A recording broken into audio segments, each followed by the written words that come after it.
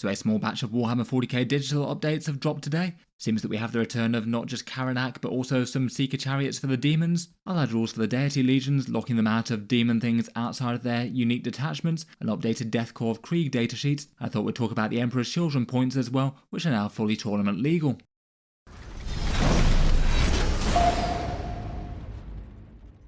Hello and welcome back to Auspex Tactics, where today I thought we'd round up a few things from a digital update from Games Workshop. Some things that were expected to happen, though other things kind of surprising.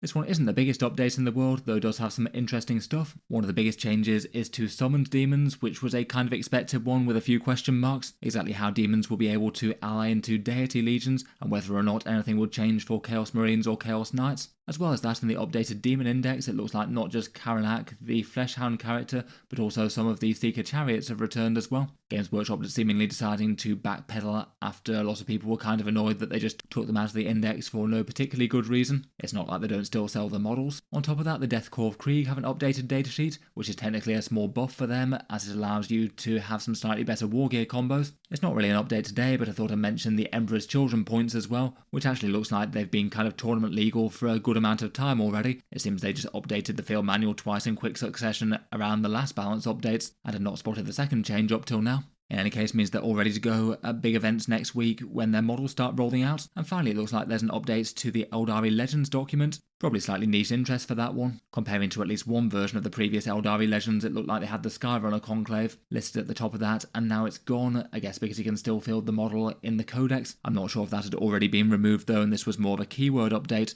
Feel free to let me know down in the comments.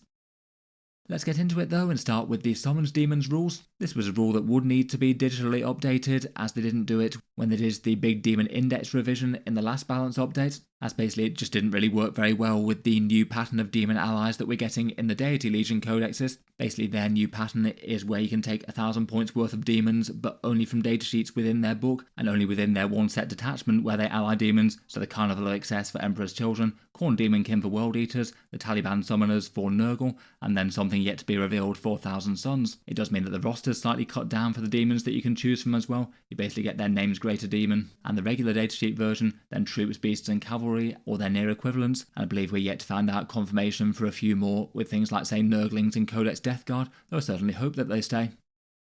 For the update to the rule in Index Chaos Demons, basically it's near enough the same as it was before, but now just excluding any mention of the Deity Legions. The only way that you can ally demons in via this rule is if you're a Chaos Space Marines army, so you have the Heretic Astartes keyword, or if you're Chaos Knights. Basically it means that you're not getting unrestricted demon allies or deity restricted ones for the Deity Legion codexes, and that is a bit of an army construction nerf compared with the Index, being able to take up to a quarter of your army in your patron deities units, and you could do that in any of their detachments, but now you can't. The rule still has the needs a battle line clause that it had before, so say if you want to ally in a Bloodthirster to Chaos Space Marines, you need some Bloodletters to go alongside.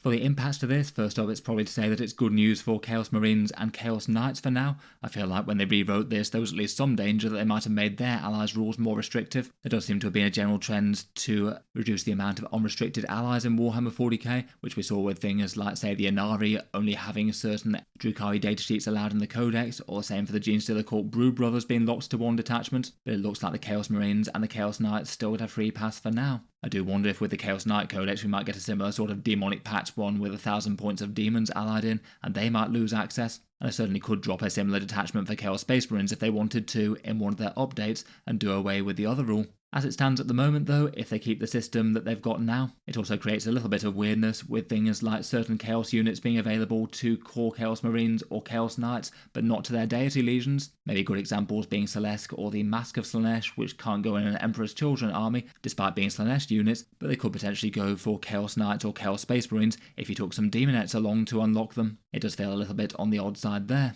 As mentioned, it will be a slight nerf to any armies that wanted to include allied demon models in that way. Probably the most relevant competitive example will probably be Nurglings for Death Guard. It was nice to have them going up the midfield, providing debuffs and being an infiltrate thing for the army, which they won't have access to anymore. Otherwise, maybe some of the lone operatives could occasionally be handy for the Thousand Sons, though in general they tended to be a bit sparing on them due to the need to get as many Cabal points into the list as possible. And I feel like I didn't really see many people using Khorne Demon allies alongside World Eaters so much. The Thousand Sons will be left in limbo a little bit as well, as they don't have a codex announced and are going up for pre-order this weekend, but I guess it'll be along before too very long. It does maybe feel like a rule that's just a bit restrictive and goes against fun factor. I feel like they weren't exactly causing big balance problems being allied into their different armies. They tended to be quite niche choices, and it felt like it was quite good to have the option, but they weren't really all that strong. And I do feel like with these big allied detachments, you basically have a bit of all or nothing approach, where either you need to take loads or none, and I don't think it'd tempt Deity Legion collectors quite so much just to add some units to their army for fun factor, as they can't use them outside of that demon detachment, and if they want to use the demon detachment, it just doesn't make sense to use that detachment unless they have loads of demons. You might not get so many people wanting to make a big jump that way.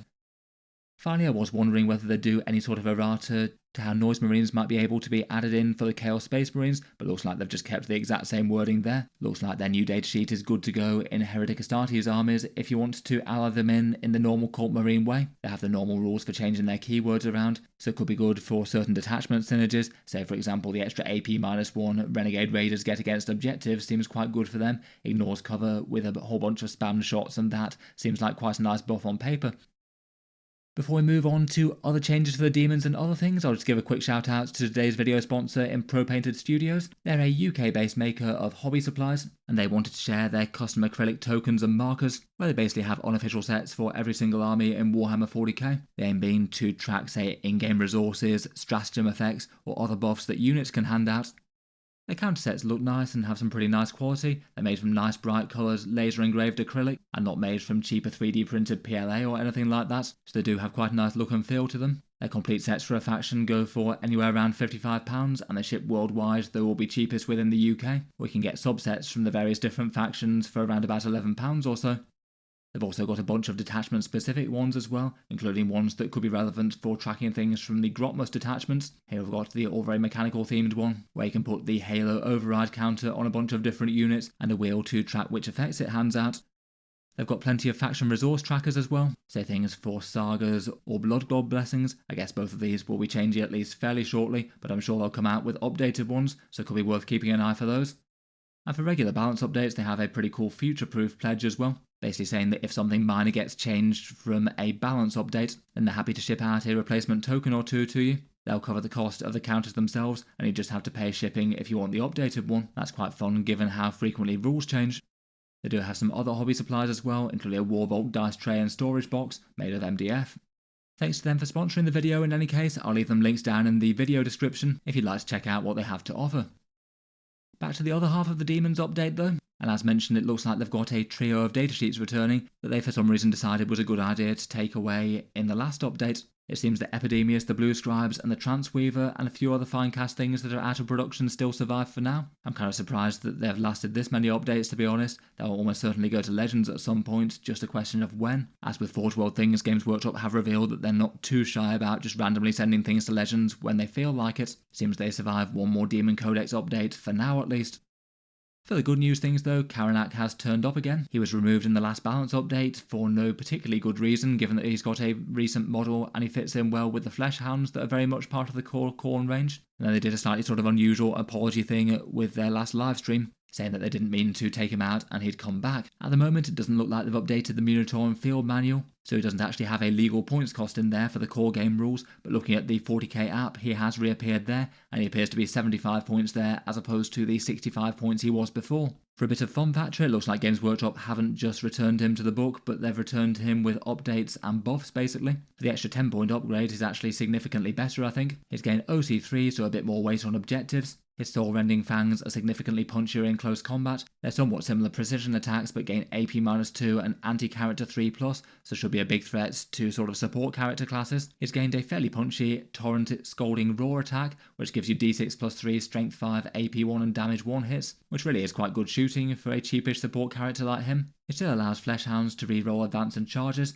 Could be nice enough, given that both the demon detachments can allow advances and charges, and then his other two special rules have changed around a bit. His Prey rule now nominates a unit and you just get to fully reroll wounds against that. Previously it was lethal hits. Reroll wound rolls is a better buff though, so that's a small improvement there. And now his Collar of Khorne works both against psychic attacks and mortal wounds for his 3+ Feel No Pain personally. I believe previously it was just psychic attacks. Between all that, for a 10 point increase, that seems pretty reasonable to me. He's far more threatening and gains a touch more pressure on objectives. Chariots. I guess with Flesh Hounds you can have him bounding on and off the board now. I'm still not sure whether or not it's enough to make him a particularly competitive choice for the Chaos Demons. Return to Reserves Flesh Hounds are just quite nice, jumping on and off the board and kept nice and cheap. You could make a weirdly fighty unit of them though, with quite a big threat range here. It's certainly got some damage profiles that mess up sort of light to medium infantry quite well.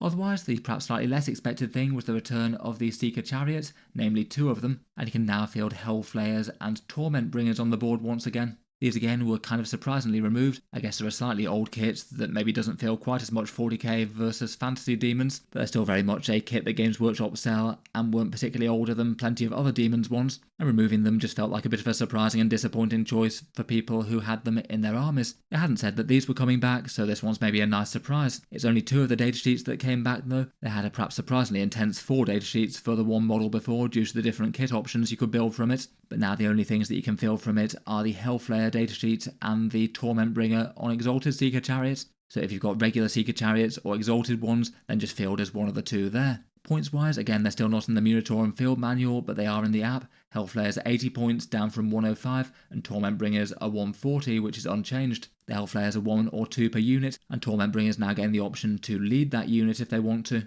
I feel like their datasheets haven't changed enormously in terms of character. Hellflayers are 7 wounds at toughness 6 with a 5+ invulnerable save. I believe they were 4 before, so a little bit less tough to kill now. They're not enormously durable for the points cost. They move fast with 14 inches and have the mounted keyword, and then get a bunch of whip attacks at close range and a bunch of sort of anti-infantry style attacks in melee. The whip profiles changed a bit, going to fewer attacks but strength 4, AP 1 and damage 2, so perhaps a little bit punchier at killing Space Marines now. And then for the melee profile, they also get the Lashes of Torment as a melee weapon as well now. That replaces the Bladed Axle, which was a bit stronger, and they gain AP on the slashing claws but lost an attack there. Maybe the biggest change though is they've swapped their Mortal Wound impact hits for a melee damage buff on the charge. When they make a charge move, they get +1 strength and +1 damage to all of those melee profiles, and that goes quite a long way, over 15 attacks. It should mean that if they get the charge, they'll be cleaning out light infantry and Space Marines in a pretty brutal fashion, and maybe stack a devastating wound or 2 on tough stuff too. Overall, it feels like they're a stronger datasheet all around to me due to the points decrease. 105 points did feel like quite a lot for them given their toughness.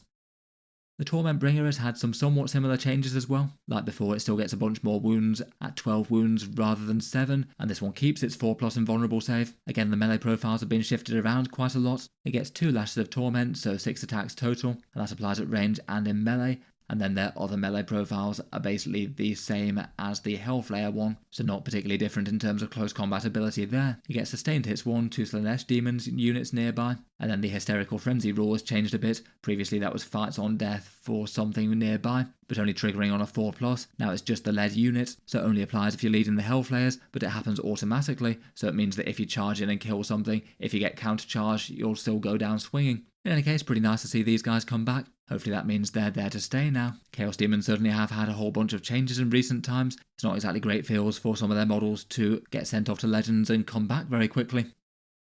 Otherwise, for the digital updates, another slightly surprising one was a Death Korps of Krieg Wargear change that they've done. And basically they've got the Death Korps of Krieg squad as an individual download in the extra rules section, which maybe seems a little bit surprising compared with putting it in the Astra Militarum Errata document. I feel like that's probably where it should live, if anywhere. It just means that if you're looking at your Astra Militarum Codex and want to see the updates for it, changes are now spread out between the balanced data slate, the Errata document, and now this as well. Their Wargear options were written in a spectacularly confusing way, perhaps worse than just about any 40k datasheet out there, and it confused a lot of people into thinking that they could take 4 special weapons per squad of 10, when actually when you combine the menu options with all 3 of the Asterix things that they had going on, it kind of boiled down to just 2 things, and you had to choose between certain Wargear bits, with plasma guns, melter guns and voxes all being in the same category. It's now on the far less complicated side and works a lot more similarly to other infantry units. What it boils down to is they basically just separated out the Voxcaster as a different weapon option and lumped all the special weapons together. Now, as with a lot of other units in the game that can double up, they can basically take 2 special weapons per unit of 10. Those special weapons must be different. So you could have, say, a melter gun and plasma gun, but not 2 plasma guns. And then if you double the squad, you can double up. So you could have, say, 2 melter guns and 2 plasma guns there. The Voxcaster is no longer being traded off against special weapons in any way, and isn't denying you the option to take both melter gun and plasma gun. So if you want, you can have a Krieg squad with plasma, melter, vox and medpack all within 1 unit of 10 now, which felt like a preferred loadout that quite a lot of people might want to go for that, particularly given their nice damage buff rules when they take casualties. Overall feels like a sensible enough fix, far better than the printed codex version, though I do wonder why this wasn't maybe in the errata document, rather than having another random PDF hidden in a different section of their downloads page.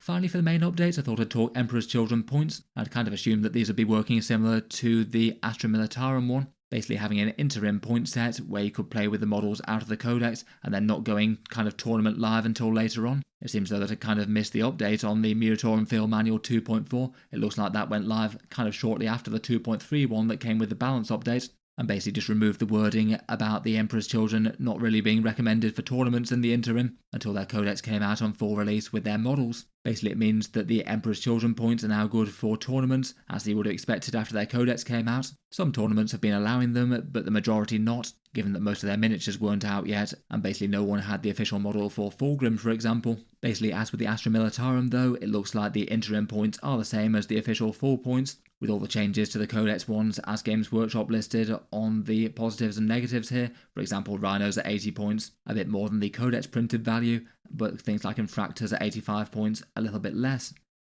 I won't go through every single points cost here, but in general for people putting early tournament lists together, it looks like maybe some of the most favoured datasheets are the Winged Demon Prince at 180 points, Lucius at 140 with his lone operative and big melee threat, the Lord Exultant paired with Infractors for a big hitting melee unit between their special rules, the Lord Cacophonist is cheap enough to fill with Noise Marines and has got good enough stats on his own right. Noise Marines do seem to be embraced as solid melee damage dealers for the 135 points they are, and Rhinos are nice enough to get their more Infractors around, and Tormentors are really quite good objective troops, both with infiltrate and sticky objectives. For other things, perhaps the Morphines, Chaos Spawn, and Foot Demon Princes are all interesting in their own ways too. It does seem there's a lot less love for Fulgrim at 385 points, or the Flawless Blades, even though they dropped down to 110. Both generally seem to be considered a bit expensive for what they do. It'll certainly be interesting to see how they do when they're hitting tournaments. Looks like someone already managed to put in a good tournament placing with a list at an event that allowed the army already. I guess we'll see a fair few people playing with them over the weekend with their new books and miniatures.